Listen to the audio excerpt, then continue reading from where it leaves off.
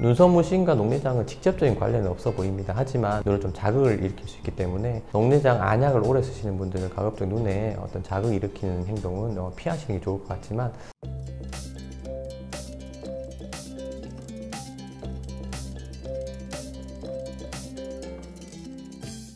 이번 시간에는 녹내장에 대해서 궁금한 점을 빠르게 OX로 알아보는 시간을 가져보도록 하겠습니다.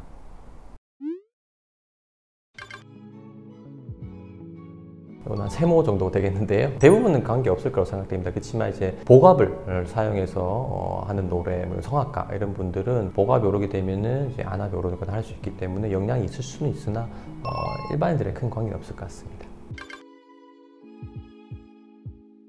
네, 도움됩니다. 네, 좋습니다. 가벼운 달리기라든가 유산소 운동은 아주 녹내장에 도움이 될 거라고 생각됩니다.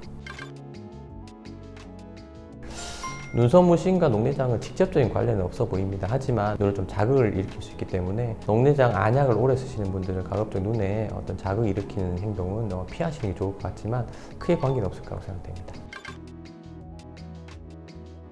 네, 관계 없습니다. 식사하셔도 됩니다. 영향을 안 줄 거라고 생각합니다. 네, 더운 날에는 에어컨 틀어야죠. 네. 그것 또한 크게 관계 없을 것 같습니다. 온찜질 자체는 안구를 관리하기 좋은 방법인데요. 온찜질해서 눈의 혈액순환이 좋아져서 안압이 하강 효과가 조금 있을 수 있다는 점에서는 도움이 되겠지만 큰 관계는 없을 거라고 생각됩니다.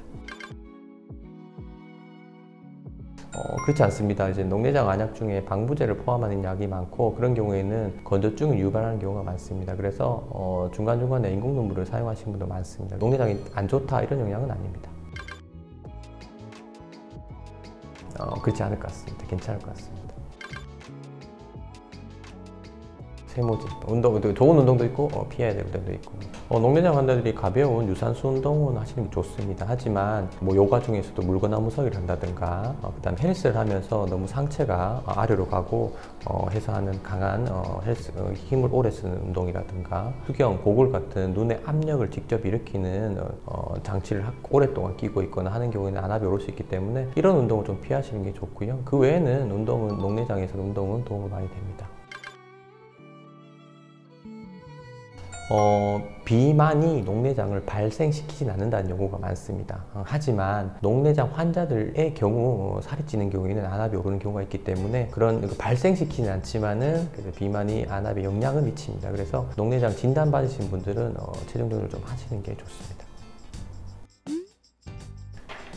네, 이상으로 이제 녹내장에 대해서 빠르게 OX로 질문에 대한 답을 제가 드려봤는데요. 녹내장 환자라고 해서 일상생활에 그렇게 막 생활에 제한이 많거나 그렇지 않습니다. 그래서 평소 생활 그대로 하시고 정기검진을 받고 하시면 충분히 녹내장은 관리될 수 있습니다. 네, 감사합니다.